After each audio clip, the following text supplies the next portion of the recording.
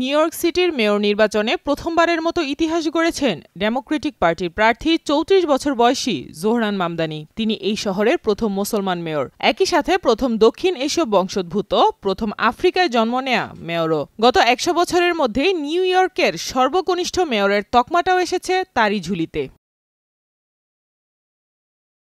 উগান্ডার কাম্পালায় জন্ম নেয়া মামদানি ৭ বছর বয়সে পরিবারের সঙ্গে যুক্তরাষ্ট্রে আসেন। পড়াশোনা শেষ করে নিউ ইয়র্কের Bronx high school of science থেকে, পরে বোর্ডেন কলেজ থেকে আফ্রিকান স্টাডিজে স্নাতক ডিগ্রি অর্জন করেন। তার মা আন্তর্জাতিক খ্যাতিসম্পন্ন চলচ্চিত্র পরিচালক মীরা নায়ার এবং বাবা কলম্বিয়া বিশ্ববিদ্যালয়ের অধ্যাপক মাহমুদ মামদানি।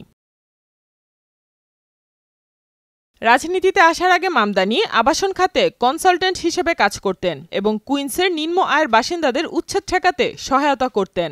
সংগঠক ও প্রগতিশীল নেতা হিসেবে পরিচিত মামদানি তার মুসলিম ও অভিবাসী পরিচয়কে শক্তির উৎস হিসেবে তুলে ধরেছেন। তিনি প্রচারণায় হিন্দু ও স্প্যানিশ ভাষায় কথা বলেছেন এবং ধর্মীয় ও সাংস্কৃতিক বৈচিত্র্যের প্রতীক হয়ে উঠেছেন।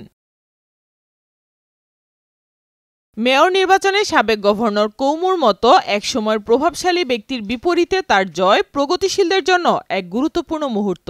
নির্বাচিত হওয়ার পর মামদানি তার প্রথম ভাষণে বলেছেন, নিউ ইয়র্কের মানুষ পরিবর্তনের পক্ষে রায় দিয়েছে। মামদানি নীতিমালার মূল লক্ষ্য শহরকে সাশ্রয়ী করে তোলা। তার প্রস্তাবের মধ্যে রয়েছে বিনামূল্যে বাস পরিষেবা, বাড়ি ভাড়া নিয়ন্ত্রণ, সাশ্রয়ী মুদি দোকানের চেইন, বিনামূল্যে শিশু যত্ন এবং ইউনিয়নের মাধ্যমে সাশ্রয়ী আবাসন নির্মাণ। তিনি বিশ্বাস করেন শহরের দারিদ্র্য ও বৈষম্য দূর করতে এসব উদ্যোগ কার্যকর হবে।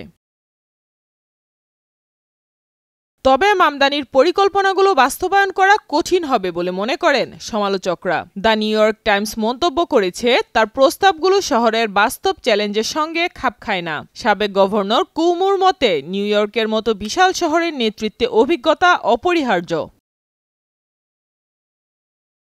গত বছরের শেষ দিনে মামদানি যখন এই দৌড়ে নিজের নাম লেখান, তখন খুব কম মানুষই তার নাম জানত। তার তেমন অর্থ ছিল না, প্রাতিষ্ঠানিকভাবেও সমর্থন ছিল না। এমন পরিস্থিতিতে মামদানির বিজয় নিউ ইয়র্কের রাজনীতিতে এক নতুন অধ্যায়ের সূচনা করেছে। অভিবাসী ও প্রগতিশীল তরুণ প্রজন্মের কাছে তিনি এখন আশার প্রতীক, একজন নেতা যিনি শহরকে সকলের জন্য আরও সাশ্রয়ী ও ন্যায্য করে গড়তে চান। সাইমা আক্তার, নয়াদিগন্ত।